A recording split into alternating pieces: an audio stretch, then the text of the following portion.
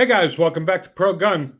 If you haven't already done so, please hit the subscribe button. We'd greatly appreciate that. Today, I want to talk about President Trump being convicted of 34 felony charges. This is just a travesty of justice, and it's a disgrace to America. This is just beyond belief. It just shows how low the Brandon administration is really willing to go. They know they can't win the election in November, so they charged President Trump with these 34 counts, and they had a judge who was obviously biased against Trump and definitely prosecution friendly.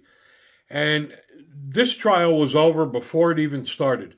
I mean, the judge should have just excused himself from the case. He gave the jurors 55 pages of instructions. That document, as of now, hasn't been available to the public, but I can guarantee you that with 55 pages of instructions, the jurors probably didn't even understand what they were charging him with.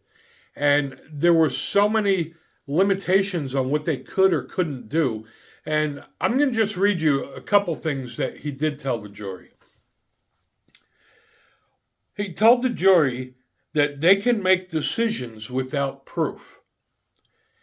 He also stated that one could infer that it had been raining by seeing a wet umbrella, even if they didn't see the rain. What the hell is that? How is this a fair trial? And also, normally, you have to be found guilty and it's got to be unanimous. This judge allowed only 4 votes to be found guilty of a specific charge. Now, the Brandon administration knows there's no way they're going to win in November, and they did everything they could to derail the Trump train. But let me tell you something. President Trump is going to win in November, and if you're a Republican and you're not registered to vote, you need to register now. Go to vote.gov. I'll even put the link in the description and register.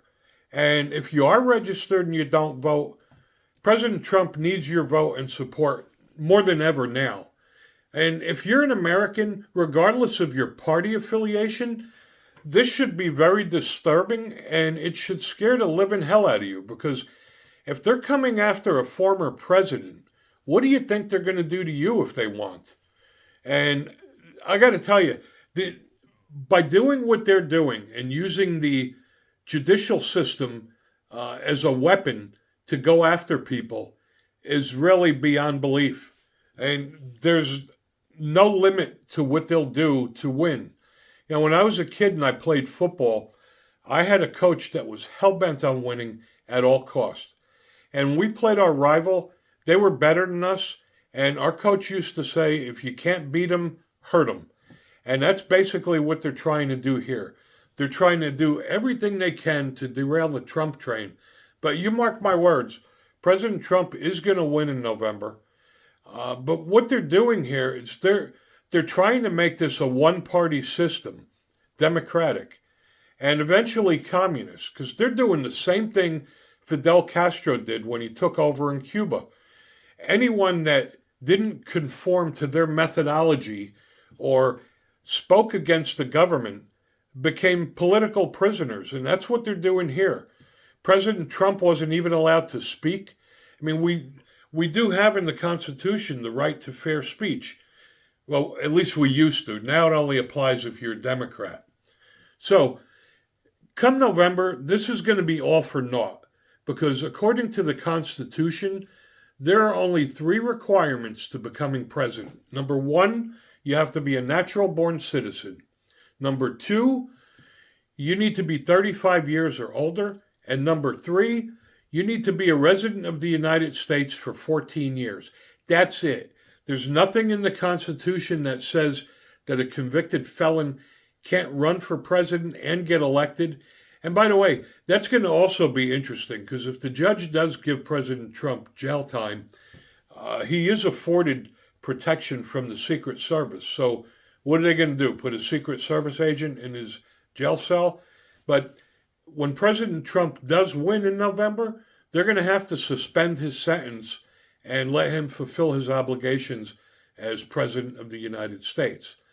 Now, even if you're a Democrat, you have to know that this is just a travesty of justice.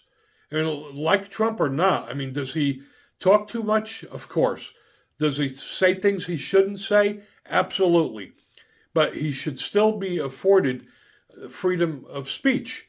And he was denied almost everything that a trial affords you.